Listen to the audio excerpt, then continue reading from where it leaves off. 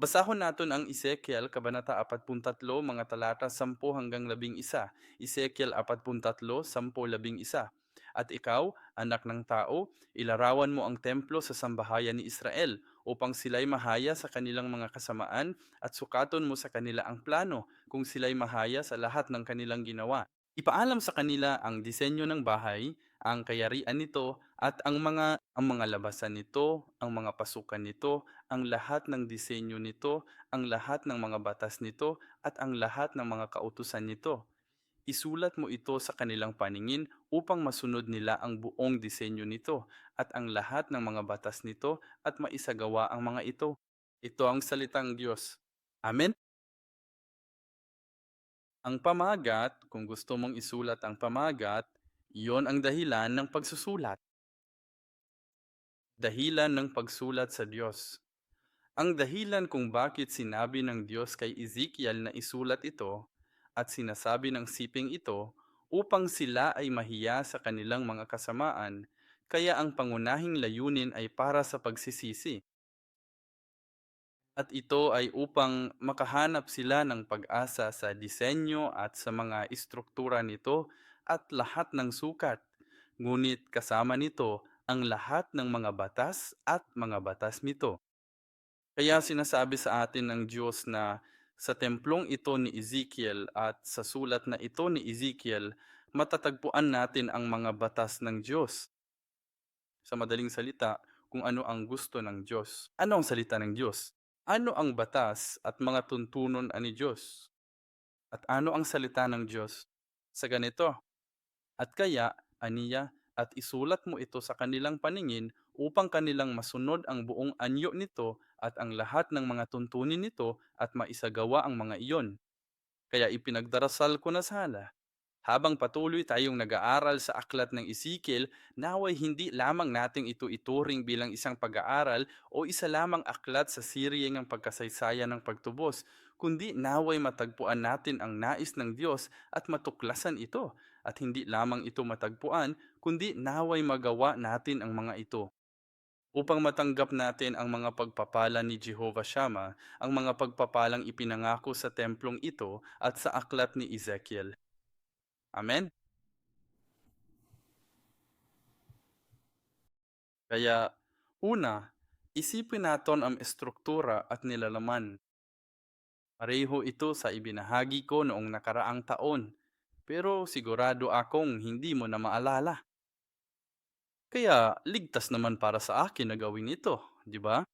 Kung ayaw mong gawin ko yan, pwede mong sabihin sa akin kung ano ang nangyari sa itim na kahon. Kung gayon ay titigil ako ngayon, pwede na tayong luwi. Okay, medyo ligtas. Okay, struktura. Unang bahagi. Sa madaling salita, ilang kabanata ang mayroon sa Ezekiel? Ligtas na ligtas ako sa paggawa nito. 48 na kabanata. Kaya sa 48 na kabanata, paano ito nakabalangkas? Kaya, ang unang bahagi, mga kabanata 1 hanggang 24, ay tungkol sa pagbagsak ng Juda. Ang Diyos ay nagpropesiya tungkol sa pagbagsak ng Juda.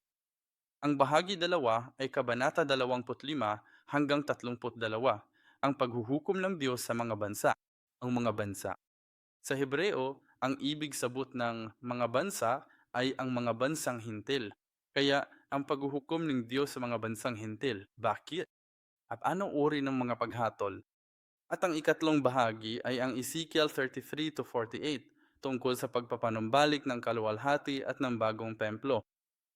Noong nakaraang araw ng Panginoon, nagbahagi ako ng kaunti tungkol sa paglisan at pagbabalik ng kaluwalhatian ng Diyos. At dito, nakatuon ito sa pagpapanumbalik, pagbabalik ng kaluwalhatian ng Diyos at bilang resulta ng Espiritu ng Diyos. Dahil naibalik na sa mga Israelita, ang kaniyang kaluwalhati ay bumabalik at bilang resulta, ang lahat ng iba pang bahagi ng kanilang buhay ay naipangako. Kaya, pangako ang pagpapanambalik. Sa mas espesipikong nilalaman, sa ilalim lang bahagi 1, mga kabanata 1 hanggang 3 ay tungkol sa pagtawag kay Ezekiel. Iyan ang tinalakay namo nung nakaraang Miyerkules at ang mga kabanata 4 hanggang 24 ay tungkol sa mga kasalanan ng Juda at sa paghatol.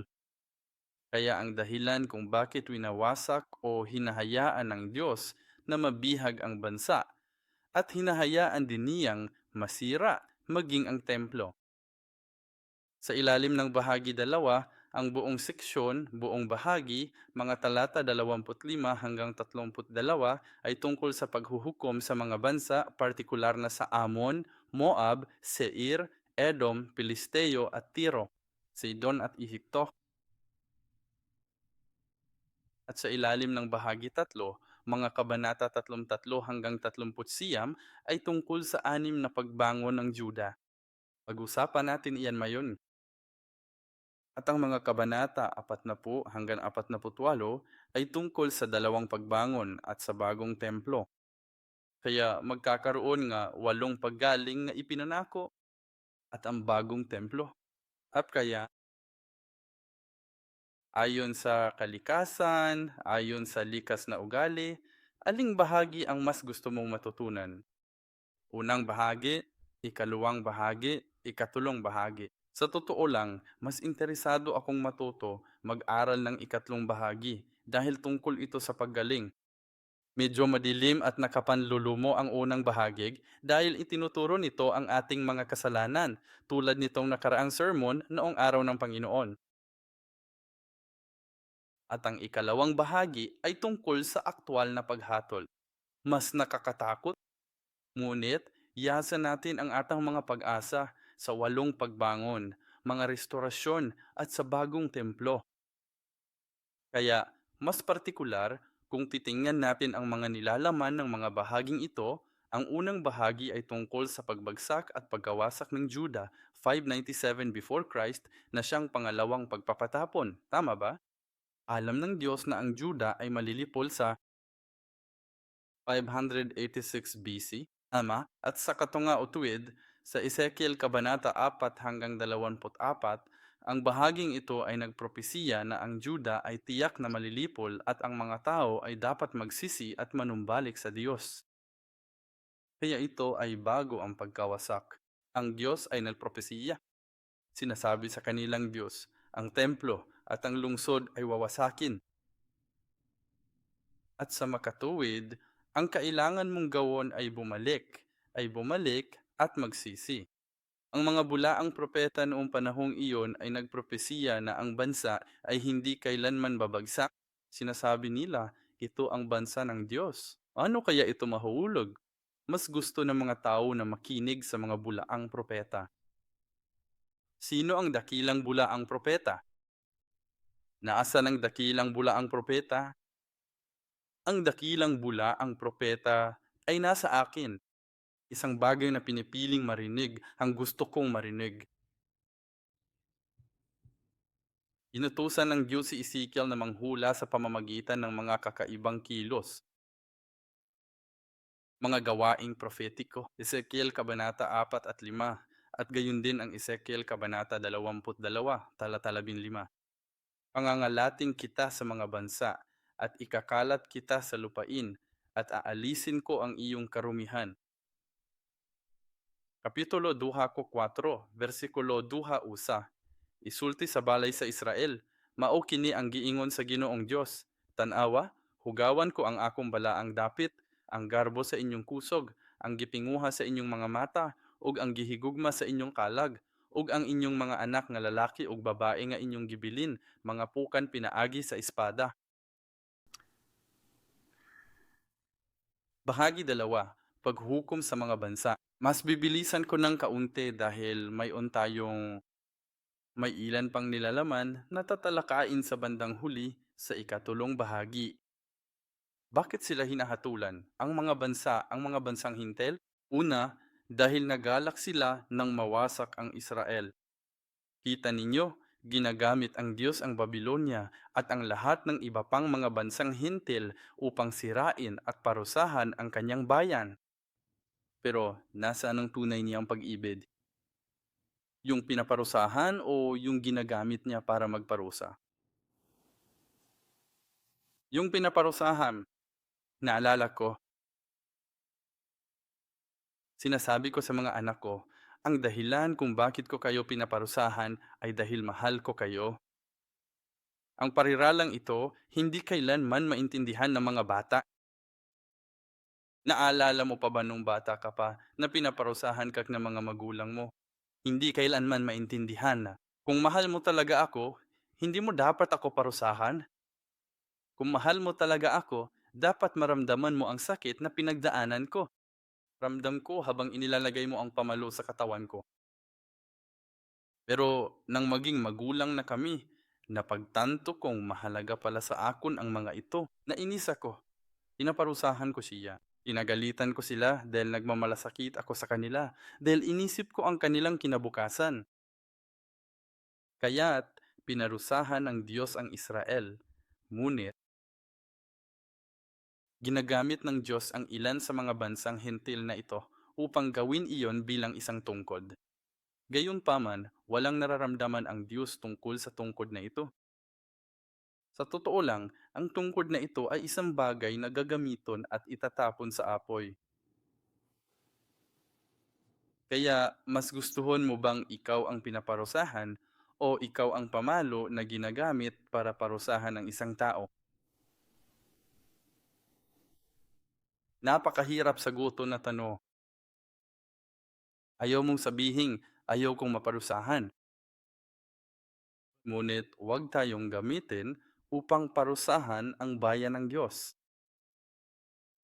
Maging bayan tayo ng Diyos at tayo'y maging bayan ng Diyos na may sapat na karunungan upang hindi tayo maparusahan. Kadalasan, sa isang pamilya, kapag may dalawang anak o dalawa o higit pang anak, sino ang may tendensyang maging mas pinarusahan at sino ang makakaligtas sa parusa? Ang una o ang pangalawa? Una, ang isa ay pinaparusahan. Pangalawa, nakikita ito ng isa at makakahanap siyang paraan upang hindi siya maparusahan. Maraming beses? Maraming beses? Maliban na lang kung talagang maganda ang una, kapag mabuti ang una at hindi kailanman napaparusahan ang una, hindi alam ng pangalawa kung paano. Iwasan mo ang parusang iyan. Pangalawa, mas marami ang nakukuha, di ba? Ang Israel ang una. Pangalawa kami. Pinarusahan sila. Kinahanglan kitang makatuon, pinaagi sa pagtang-aw kanila. Maunang nagbasa kita sa Biblia. Dapat tayong matuto mula sa kanilang mga pagkakamali upang hindi na natin maulit ang parehong pagkakamali.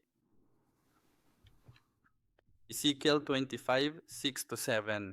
Sapagkat ganito ang sabi ng Panginoong Diyos, sapagkat pumalakpak kayo at tinadyakan ang inyong mga paa at naggalak ng may buong paghamak ng inyong kaluluwa laban sa lupain ng Israel.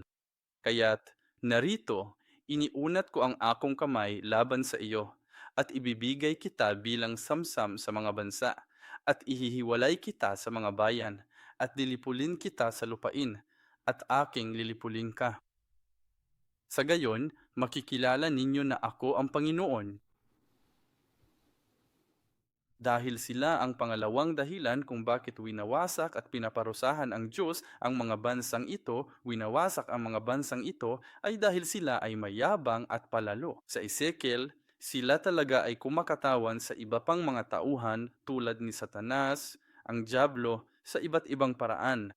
Gigamit sila sa Diyos sa pagsilot sa Israel, apan nagmapahitason sila. Anak sa tao, Ezekiel 2:8. Duha, ingna ani pangulo sa Tiro, mao kini ang giingon sa Ginoong Dios, tungod kay ang imong kasing-kasing nagmapahitason. At iyong sinabi, ako'y isang Diyos. Ako'y nakaupo sa trono ng Diyos, sa puso mga karagatan. Ngunit ikaw ay tao lamang at hindi Diyos. Bagamat ginagawa mong parang puso ng Diyos ang iyong puso,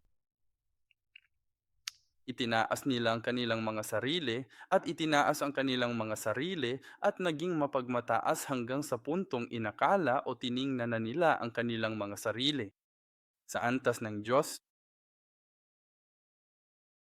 sa rason sa pagkahulog ni Satanas o sa katawhan, si Adan o Eva. Ezekiel 28, versikulo 17. Ang iyong puso ay nagmataas dahil sa iyong kagandahan. Sinira mo ang iyong karunungan dahil sa iyong kaluwalhatan.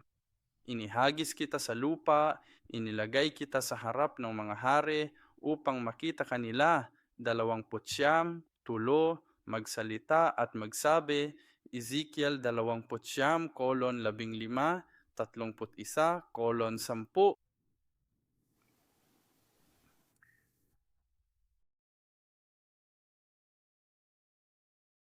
Parehong mensahe. Pag-isipan natin ngayong ang ikatong bahagi. 8, pagbawi. Mga kabanata ng Ezekiel. Okay, 33 to 48, Kabanata 33 to 39. Okay, una, Ezekiel 34, pagpapanumbalik ng pastol. Iyan ay propesiya tungkol sa pagpapanumbalik ng pastol. Pagkatapos ay maglalagay ako sa kanila ng isang pastol, ang aking lingkod na si David, at kaniyang papastulin sila. Siya mismo ang magpapakain sa kanila at magiging pastol nila. Pero sumulat si David ng isang awit tungkol sa kanyang pastol noong mga 23, tama ba? At kaya, sa mas makitid na kahulugan, agad itong tumutukoy kay David. Ngunit ang tunay na pastol na darating ay malinaw na si Hesukristo, na siyang darating. Kaya para lang mabigyan ka ng pahiwatig, subukang tingnan kung ano ang karaniwan sa 8 bagay na ito na ipinapanumbalik. At para mabigyan ka ni ideya, ito ang mga pangunahing tema sa buong Biblia, ang mga bagay na nawala. Habang ang sangkatauhan ay nagkasala laban sa Diyos at tinanggihan ang salita ng Diyos, ito ang mga bagay na nawala sa kanila. At sa buong kasaysayan ng pagtubos, sa buong Biblia, ginagamit ng Diyos ang mga temang ito upang magsalita tungkol sa pagtubos, pagpapanumbalik. Magsalita tungkol sa pagpapanumbalik ng bayan ng Diyos, ang relasyon ng tao sa Diyos.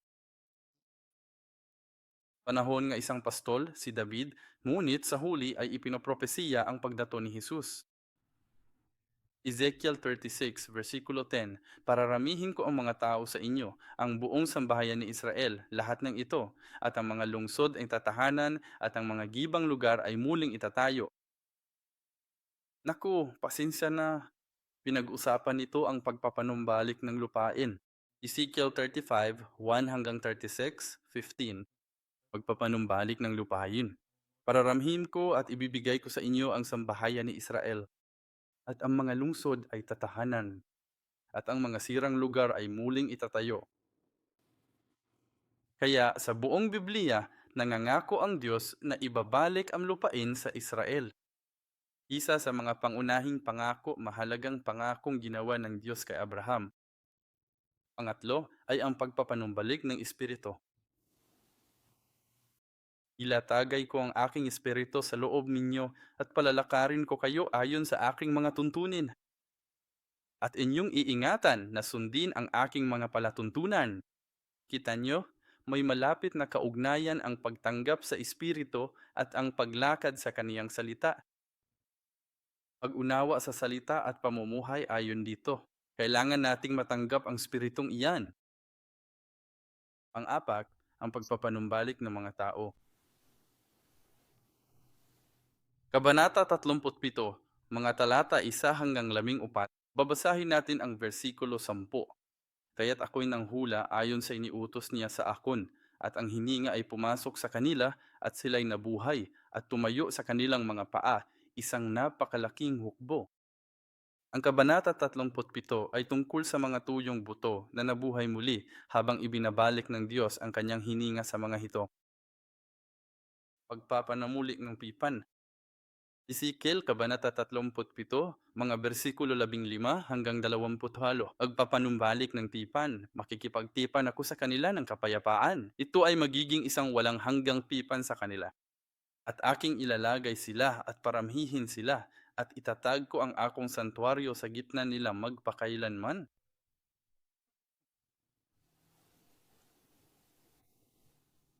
Ang tipang ito, sa palagay ko, ay nabanggit ko na ito dati, ngulit ang tipang ito ang susi, ang mismong susi na kailangan natin para sa kaligtasan, para sa pagtubos at pagpapanumbalik. Kailangan nating tanggapin ang tipang ito. Sa sandaling nagkasala ang sangkatauhan, ibinigay ng Diyos ang tipan sa Genesis 3:15, tipan tungkol sa binhi ng babae. Kaya ang tipang ito ang nagpapaalab, ang nagsisimula ng buong prosesong ito ng pagtubos. Kaya't dalangin ko na sana bawat isa sa atin ay matanggap natin ang tipan ng Diyos. Bilang isang simbahan, maari nating matanggap ang tipan ng Diyos. At natanggap na naton ang walang hanggang tipan na iyon sa pamamagitan ng dugo ni Jesus bilang mga Kristiyano. Kaya't naway maging matatag at panatag sa atin ang tipang iyon. Ika-6 na Ezekiel, Kabanata 38 at 39. Pagpapanumbalik ng soberanya. Ezekiel 33, talata 23. Dadakilain ko ang aking sarili, pababanalin ko ang aking sarili, at ipakikilala ko ang aking sarili sa paningin ng maraming bansa, at kanilang makikilala na ako ang Panginoon. Kita nyo, sa buong aklat ng Ezekiel, sinabi ng Diyos, gagawin ko ito. Maging ito man ay pagkawasak, parusa o isang bagay na mabuti, pagtubos. Sa huli, aniya, upang malaman ninyo na ako ang Panginoon. Kaya nabasa natin kanina ang mga bansang ito, maging ang mga bansang hentil, upang malaman nila na ako ang Panginoon. Ibig sabihin, ang Diyos ay nagsasalita tungkol sa kanyang soberanya. Ang soberanya ay isa sa pinakamahalagang bagay na tinanggihan ni Adan. At dahil dito, nawala sa kanya ang lahat mang iba pa. Dahil ang soberanya ay pagsasaalang-alang at pagsasakatuparan, Diyos, ang Diyos na ito ay aking Diyos at aking hari. Ako'y sumasailalim sa kanyang soberanya. Ang pagkilala sa kanyang soberanya ay nangangahulugang susundin kita. Ang hahawakan ko ang iyong salita at mabubuhay ako para sa iyo, mamumuhay sa ilalim mo. Gagawin ko ang sinasabi mo. Magsunod. Ngunit, dahil isinuko ni Adan ang soberanya, binaliwala o isinantabi ang soberanya, hindi na siya tao ng Diyos. Sa madaling salita, nawala niya ang pagiging anak na iyon. Dahil isinuko niya ang soberanya, pinalaya siya sa hardin ng Eden. Ang binhi, tema, ang templo, ang tahanan giyon, lahat ay nawala. Kaya ang unang bagay na kailangan nating ibalik ay ang soberanya sa buhay ko. Sino hari mo? Sino ang pinulo? Sino ang may pinakamataas na kapangyarihan at soberanya sa iyong buhay? Nasusunod ka kahit ano paman.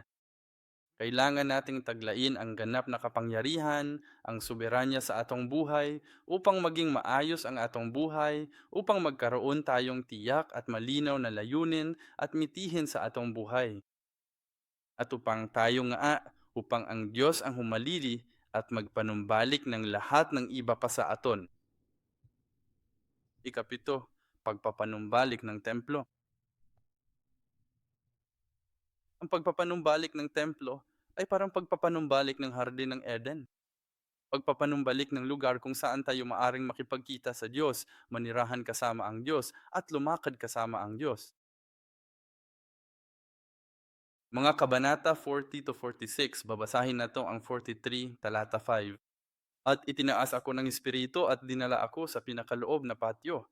At narito, na puno ng kaluwalhatian ng Panginoon ang bahay. Kaya ang templong ito na ipinapakita ng Diyos at ang bahay ng Panginoon ay ang pagpapanumbalik ng templo. At panghuli, 47 hanggang 48 ang pagpapanumbalik ng presensya ng Diyos. Di pahiuli sa Diyos ang tanan. Sa ato pa, naghimo ang Diyos og dapit diin siya makapuyo uban kanato. Tingnan, ang aklat ni Ezekiel. Sa pagkakaintindi ko, Hindi ko masasabing talaga-talaga na ang Ezekiel ay isang napakahirap intindihin na aklat. Ngunit sa pamamagitan ng matiyagang pagsisikap ng aming nakatatandang pastor, ang aming tagapagtatag na pastor, at ngayon ay narito na ang aklat. Parami ng parami ang mga pagkakataon kong makarinig o makabasa kahit na isa itong malaki o malaking hadlang para sa akon sa buhay ko nga pag-aral ng teolohiya o kristyanismo. Ngayon, dahil paulit-ulit ko itong naririnig, nagsisimula ko ng makuha ang buod nito, nakakakuha ng kaunting ideya oh, kung tungkol saan kaya ang librong ito. Kaya dalangin ko na kahit na maaaring may mga pag-uulit ng mga pag-aaral na ito, patuloy kayong makinig. At ang Diyos ay pagpalain ka nawa ng kanyang espiritu ng pangunawa upang makatuklas ka ng isang bagay na lubhang kamangha-mangha at upang bigyan ka ng Diyos ng mga matang makakita ng pangitain na nakita mismo ni Ezekiel. Amen? At kung makikit natin ito, gayang lagi kong sinasabi sa inyo, sa palagay ko nabanggit ko na rin ito noong nakaraan, maliban kung makita't natin ito, maliban kung maunawaan natin ito, ang ating mga kamay at paa ay hindi kikilos upang sumunod. Hindi magbabago ang buhay natin sa ganung paraan hanggat hindi natin ito nakikita. Kaya kailangan muna nating ibigay ang aming pagsisikap na makita ang hiwaga sa Bibliang ito. Amen. Kaya ibigay natin ang aton mga pagsisikap at hindi ito madali, ngunit makita ito. At ang maliliit na bagay na sinusubukan kong maunawaan dito ay ang buong aklat ni Ezekiel ay parang buod ng buong Biblia, buong kasaysayan ng pagtubos. Ito ay tungkol sa Espiritu ng Diyos at sa kaluwalhatian ng Diyos na umaalis at ngayoy bumabalik. Alpha at Omega, ang simula at ang katapusan ng kasaysayan ng pagtubos. Tama ba? At pagkatapos ang buong bagay, si Ezekiel ay naglalarawan kay Jesus, ang templo ay naglalarawan kay Jesus, ang tubig na umaagos ay naglalarawan kay Jesus. Tama ba? Tungkol lang kay Jesus ang lahat. Ngunit kasabay nito, ang dahilan kung bakit naparito si Jesus sa lupang ito, ang templo ni Ezekiel ay ang templo sa langit. Ibig sabihin, ipinakita sa mundong ito sa kung anong dahilan. May dahilan kung bakit bubaba ang Diyos sa langit, hindi ba? Para makita natin, para sundan natin, para maging modelo siya, para pagsikapan nating maging katulad niya, di ba? Kaya ang templo ni Ezekiel at ang buong aklat ay tungkol kay Jesus, nang hangas akong sabihin. Pero kasabay nito, humahakbang tayo. Isang hakbang pa lang at kailangan na nating makita. Sinasabi nito sa atin kung ano ang kailangan nating kahinatnan upang makapasok tayo sa langit, upang tayo ay maging bagong Jerusalem. Sabi ko, maging ang bagong Jerusalem dahil ang bagong Jerusalem ay parang isang nobya na ginayatan para sa kanyang asawa. Tungkol sa atin ang pinag-uusapan nito, ang simbahan. Ang templo ni Ezekiel ay isang bersyon o pangitain sa lumang tipan kung ano ang magiging hitsura ng bagong Jerusalem. Bawat sukat, bawat imahe ay isang bagay na kailangan nating kahinatnan sa iba't ibang aspeto ng ating buhay sa pananampalataya. Kaya ipinaliwanag ang buong Biblia o ang kasaysayan ng pagtubos. Sa isang espesyal na paraan, naniniwala ako na si Ezekiel. Isang bagay na alam mo na, di ba? Isang bagay na napakasimple, ngunit natagalan bago ko ito naunawaan. Gayunpaman, ang ikalawang bahagi ng pag-aaral na ito ngayon ay ang tatlong pangunahing layunin ng pagtatala ng Ezekiel. Una, upang ihula ang pagkawasak ng Israel. Ito ang huling panawagan para sa pagsisisi. Karamihan sa mga kabanata 1 hanggang 31 ng Ezekiel ay mga pahayag na natanggap bago ang pagkawasak ng Jerusalem. Dinala si Ezekiel sa ikalawang pagpapatapon at ang pagkawasak ng Jerusalem ay naganap noong ikatulong pagpapatapon na noong 586 BC. Kaya nanawagan si Propeta Ezekiel para sa pagsisisi sa loob ng mga 12 taon. Binilang ng kasama 597 bawas 586 ng inklusibo. Ang eksepsyon dito ay ang Ezekiel 29:17-21 na naganap noong 571 BC, ika-27 taon ng pagkatapon. Ang natitirang bahagi ng bahaging ito ng aklat ay isang babala tungkol sa pagkawasak ng Jerusalem. Ang walang kapantay na pagkawasak ay katumbas ng 5-10.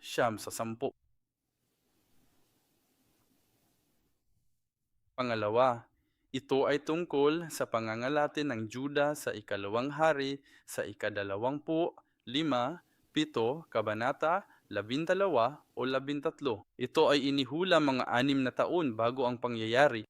Ilalatag ko rin ang aking lambat sa kanya at mahuhuli siya sa aking patibong at dadalhin ko siya sa Babylonia sa lupain ng mga Kaldeo.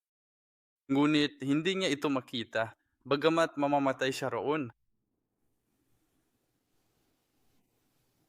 Kabanata 22, 15, 16. Pangangalat kita sa mga bansa at ikakalat kita sa mga lupain at alisin ko ang iyong karumihan. Lapas tanganin mong sarili mo sa paningin sa mga bansa at iyong makikilala na ako ang Panginoon. Nagsasalita siya tungkol sa kalunos-lunos na pagkawasak. Dudugin ang mga mata ni Haring Zedekias. Tandaan, nabasa lang natin na mangyari ang lahat ng mga bagay na ito. Dadalhin siya sa Babylonia, ngunit hindi niya ito makita. Bakit? Dahil dudugin ang mga mata niya. Sinasabi nito, hindi niya ito makita, bagaman mamamatay siya roon. Ayon sa Ezekiel 8, talata 1, dumating ang mensaheng ito, 5:57, Jeremias 52, talata 11. Pagkatapos ay binulag niya ang mga mata ni Sedekias at ang hari ng Babylonia ay iginapos siya ng mga tanikala na tanso at dinala siya sa Babylonia at ikinulong siya hanggang sa araw ng kanyang kamatayan. Ang sanhi ng pagkawasat? Bakit kinailangan siraon ang mga ito? Kapag iniisip natin ito, huwag na lang nating isipin ang ikatlong panauhan o ang nakaraang panahunan. Huwag na lang natin isipin, nako, yung masasamang Israelita noon. Isipin natin ang posibilidad ng mga kasuklam-suklam na ito at mga kasalanan sa atin sa atong buhay. Kailangan ko bang sabon sa buhay mo? Dahil kapag sinabi kong sa buhay natin, may tendensya tayong mag-isip. Oo, dahil sa mga lalaking iyon, okay lang ako. Pero alam mo, siya, tama sila. Dahil sa akin o sa akin, ang tama ay 8, 6. At sinabi niya sa akin, anak ng tao, nakikita mo ba ang kanilang ginagawa? Ang mamalalaking kasuklam-suklam na ginagawa ng sambahayan ni Israel dito upang ako'y lumayo sa aking santuaryo, ngunit makakita ka pa ng mas malalaking kasuklam-suklam na bagay. Sapat na ang nabasa natin tungkol sa nakaraang araw ng Panginoon. Ang unang dahilan ng pagkawasak ay ang pagsamba sa Diyos-Diyosan.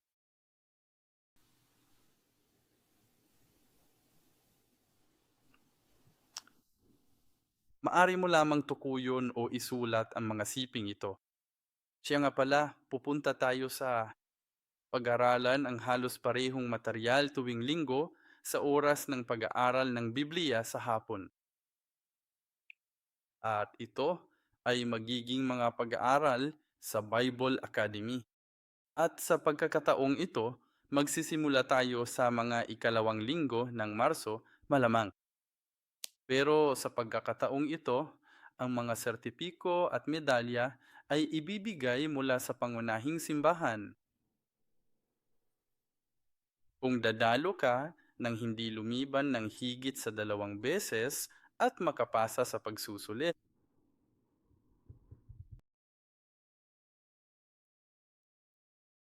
Kaya sasabihin ko sa iyo ang tungkol sa mga kinakahilangan at mga patakaran at kailangan mo talagang punan ang mga application form para maipadala sa Korea.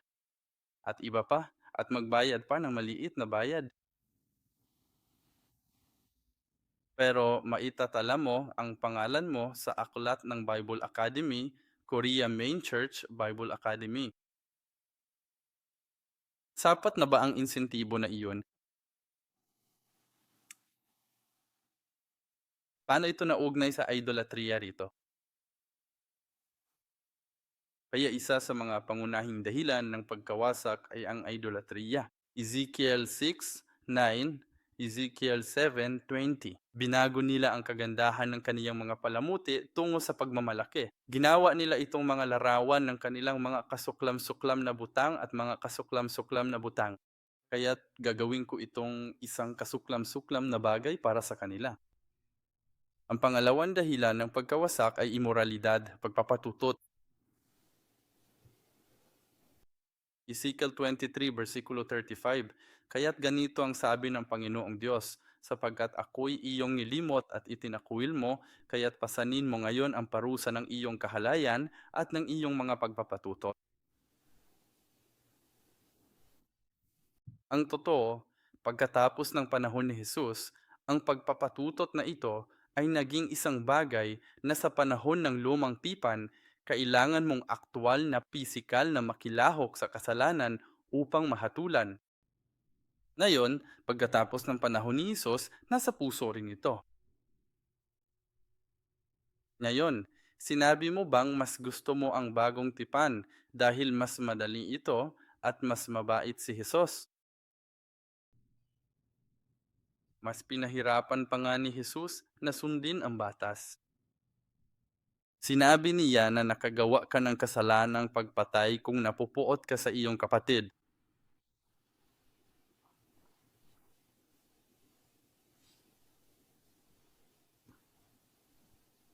Santiago 4, versikulo 4. Kamong mga maluibon, wala ba kamo masayod nga ang paghigala sa kalibutan mao'y pakig-away sa Dios? Kaya nga, sinumang nagnanais na maging kaibigan ng sanlibutan ay ginagawa ang kanyang sarili na kaaway ng Diyos. Kita nyo, maging ang idolatriya, pagpapatutot,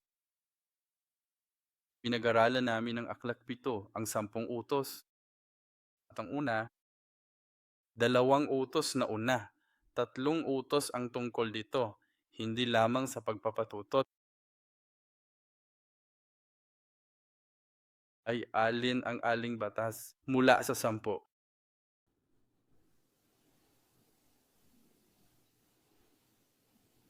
Pangangalunya.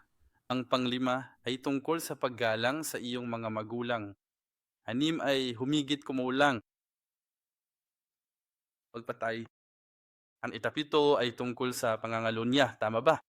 Ikapito, gayon paman, ang unang 2 utos, alam mo na, ay huwag sumamba sa ibang mga Diyos. Ano ba ang espiritual na pangangalunya na iyan? Pusong espiritual, ang puno. Hindi lamang pisikal ang tinutukoy ng Diyos dito, kundi espiritual din ang tinutukoy niya. Ngunit nagtiwala ka sa iyong kagandahan at nagpakababata dahil sa iyong katanyagan. At ibinuhos mo ang iyong mga pagpapatutot sa bawat nagdaaran na maaring magnais. Ang idolatriya at pagpapatutot sa palagay ko ay magkasama. Tandaan, sa kapatagan ng Moab, nagkasama-sama ito. At kapag inuuna natin ang ating sarili kaysa sa Diyos o mas mahalaga kaysa sa Diyos, sa palagay ko ay nasa panganib tayong gawin ang pareho. Mga kasalanan, idolatriya at pagpapatutot, espiritual na pagpapatutot. At pangatlo, kayabangan, pagmamataas. Narito ang araw, narito ito'y dumarating. Lumabas na ang iyong kapahamakan, umusbong na ang tungkod, namulaklak na ang kayabangan. Kabanata 7, versikulo 24. Kaya't aking dadalhin ang pinakamasama sa mga bansa at kanilang aariin ang kanilang mga bahay. At titigilin ko rin ang kapalalawan ng malalakas at lalapastanganin ko ang kanilang mga banal na lugar. Nalulugod ang Diyos sa pagsisisi. Sabi niya, magsisi kayo at talikuran ang lahat ng inyong mga pagsalangsang. Hindi ako nalulugod sa pagkamatay ng masama, kundi sa halip ay tumalikod ang masama sa kayang lakad at mabuhay. Manumbalik kayo mula sa inyong masasamang lakad.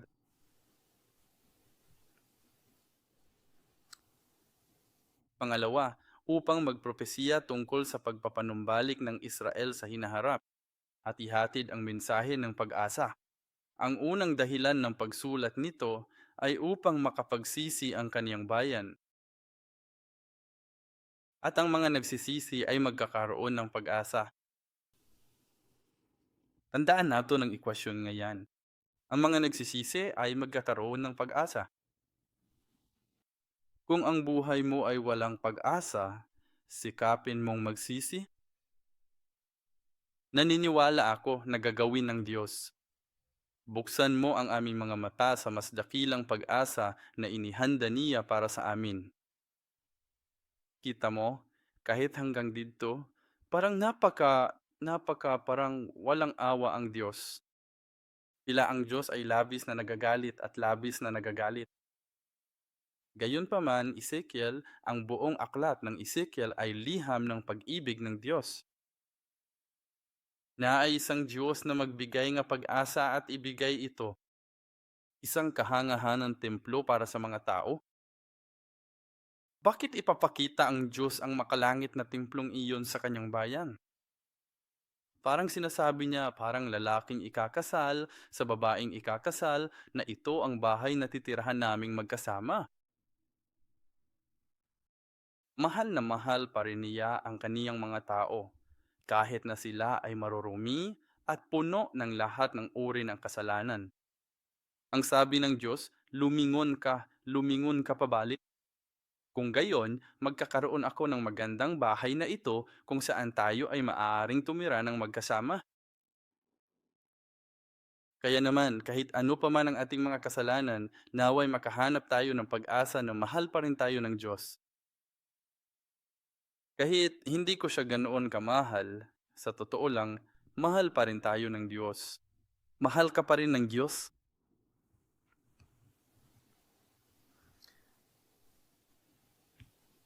Kaya, mula Kabanata 32 hanggang 48 ay ang pahayag na natanggap pagkatapos ng pagkawasak noong 586 BC. Ang mensaheng ito ay hindi sila pababayaan ng Diyos magpakailanman, kundi ibabalik niya sila sa dati nilang kalagayan. Kaya hayaan mong tanungin kita, bago ka ba sa Kabanata 32 o pagkatapos ng Kabanata 32? Sa tingin mo, ang buhay mo? Bago ka ba sa Kabanata 32 o pagkatapos ng Kabanata 32?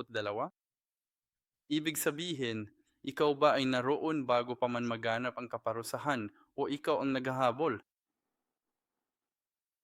Kung nauna ka na, bilisan mo at magsisi ka.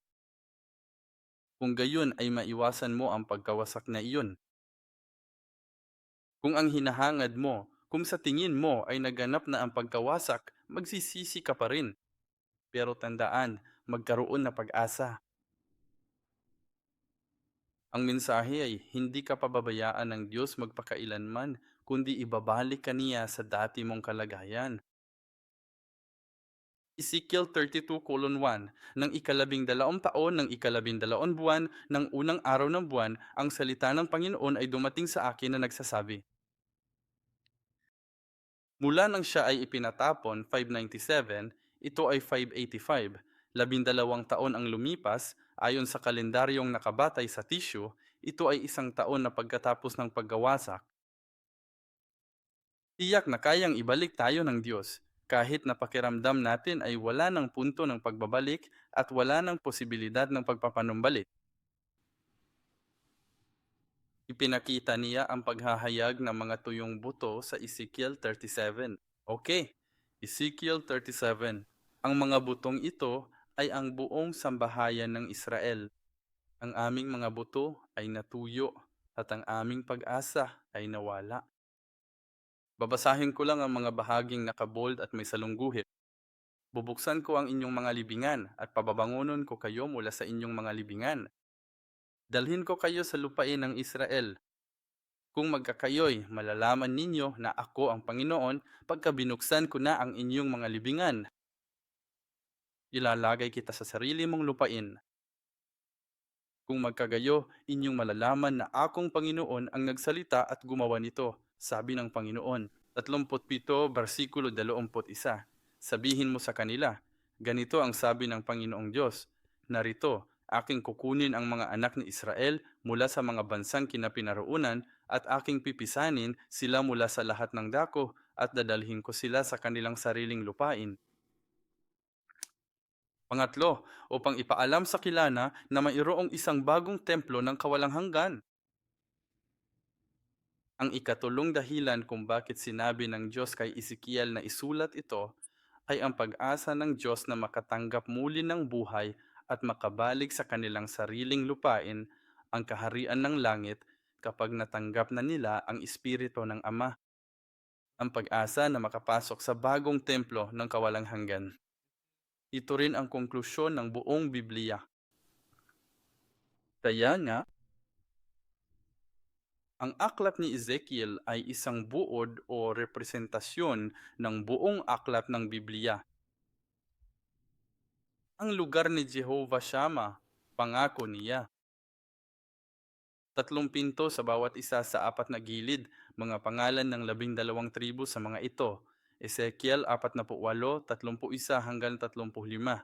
Makikita natin ang magkatulad na mga talata sa Apokalipsis 21 at 22. Katulad ng 12 pintuan sa Bagong Jerusalem, pangalawa, ang tipan ng kapayapaan ay matutupad sa templong ito. Ezekiel 37:26-28. Makikipagtipan ako sa kanila ng kapayapaan. Ito ay magiging isang walang hanggang tipan sa kanila. Itatatag ko ang aking santuaryo sa gitna nila magpakailanman. Ang aking tirahan, makakasama rin nila. Ako ang magiging Diyos nila at sila ang magiging bayan ko. At malalaman ng mga bansa na ako ang Panginoon. Naana siyang nagpapabanal sa Israel pagka ang aking santuaryo ay nasa gitna nila magpakailanman.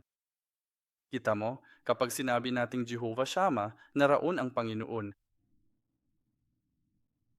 Ang pariralang iyan ay naglaman ng lahat ng ito, lahat ng parusa at paghihirap, pagsisisi, ngunit pagpapanumbalik at pag-asa. At sa wakas, sa bagong walang hanggang santuaryong ito, mapaparoon ang iyong buhay at ang iyong sambahayan at siya ay naroon. Para sa mga banal, pakisuyo po ang bagong templo. Magiging lugar para sa mga banal. Ang pader sa Ezekiel 43 versikulo 20 ay nagpapakita ng pagkakaiba ng banal at ng di malinis, marumi. Ezekiel 43 versikulo 20 ag 44 versikulo 23. Ang mga bagay sa labas ng templo ay ordinaryo o karaniwan, hindi naman kinakailangan marumi o bastos. Ang kasalanan ay nagiging karaniwan at nagiging marumi. Ezekiel 43, 10:3-11. Kaya ang argumento nitong mga nakaraang araw ay, hindi ko naman talaga kailangang maging banal, mananatili na lang ako.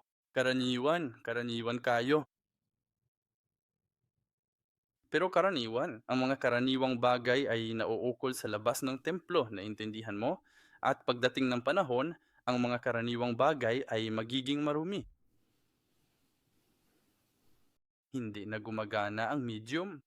Sabi ng Diyos, kailangan mong pumasok at tangi ang mga banal lamang ang nararapat sa loob sa mga pader. Ang labas ay maaring ituring na karaniwan ngayon, ordinaryo. Ngunit sila'y magiging marumi, lapastangan. Magiging banal ba o magiging marumi ang atong mga karaniwang bagay at gawain sa pamamagitan ng atong pamumuhay? Kaya baka nasa gitna tayo ngayon. Saan daan ka pupunta? Sa loob ng templo, sa loob ng mga pader o sa labas? Mananatili ba tayo? Kailangan nato magdesisyon. Levitico 11:45, sapagkat ako ang Panginoon na naglabas sa inyo mula sa lupain ng Ehipto upang maging inyong Diyos. Kaya't kayo'y magpakabanal, sapagkat ako'y banal. Kapag natanggap naton ang pagpapala ni Hiwa Shama, kahit ang aton mga karaniwang bagay, tayo ay pagpapalayo na mapabanal. Kaya dalangin ko na matanggap naton ang pagpapalang iyon ni Jehovah Shema, upang tayo'y lumipat mula sa karaniwan patungo sa banal, sa halip na lumipat mula sa karaniwan patungo sa marumi at bastos. Amen. Iyan ang buhay ng Kristyanismo sa simbahan. Sa bawat oras na tayo ay sumasamba, sa bawat oras na sinusubukan nating makipagtulungan sa Diyos, tayo ay nagkakaroon ng isang hakbang palapit sa kabananan. Tayo ay pinapabanal. Amen? Kaya't manalangin tuwing pupunta ka sa simbahan na sana'y mas maging banal ka kaysa dati. Amen? Awit 19, versikulo 7. Ang kautusan ng Panginoon ay sakdal na nagpapanumbalik ng kaluluwa. Ang patotoo ng Panginoon ay tunay na nagpapanta sa hangal. Awit 19, talata 9. Ang pagkatakot sa Panginoon ay malinis. Pasensya na, hindi naman marumi. Ang pagkatakot sa Panginoon ay malinis na nananatili magpakailanman. Ang mga hatol ng Panginoon ay totoo. Sila ay lubos na matuwid. Iyan ang magandang balita. Katapusan ng slideshow. Pero sa kabuuan, sa pamamagitan ng templo ni Ezekiel, sa palagay ko, ito ay tunayan na katulad ng pangunahay, mensahe o kahit na maaring maging konklusyon.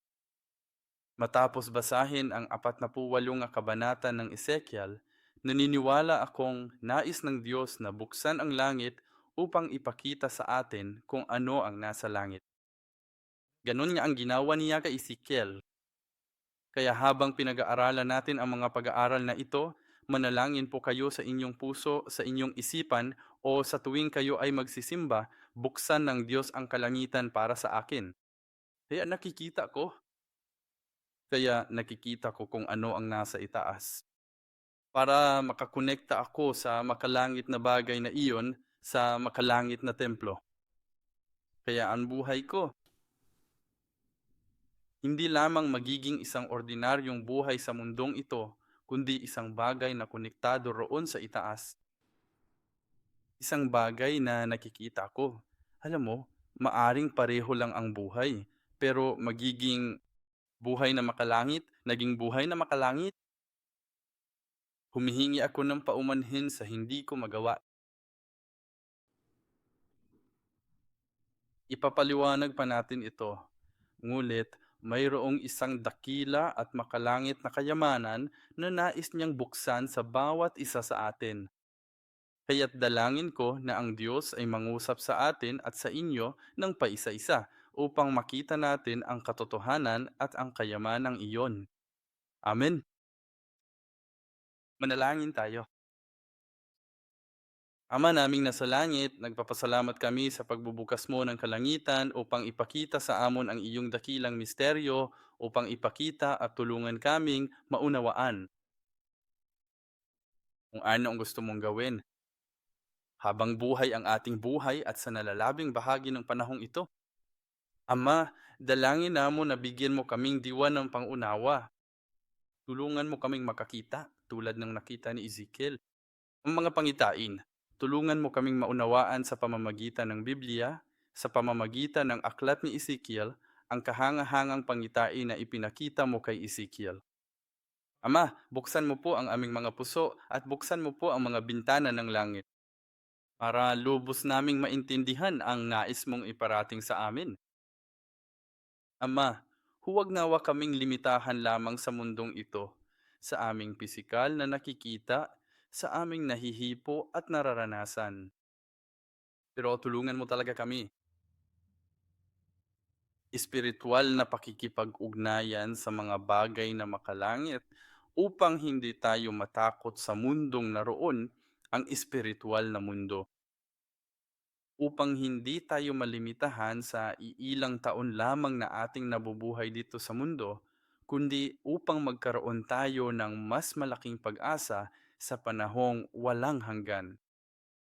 Dalangin namin Ama na ipangako at ibigay mo ang walang hanggang iyon sa bawat isa sa amin, bawat isa na kabilang sa simbahang Zion, upang kami ay mamuhay ng taglay ang kapangyarihang iyon, ang pag-asang iyon at ang pangitaing iyon. Maraming salamat po sa iyong biyaya. Ang lahat ng ito ay hinihiling namin sa pangalan ng aming Panginoong Heso Kristo ng may pasasalamat.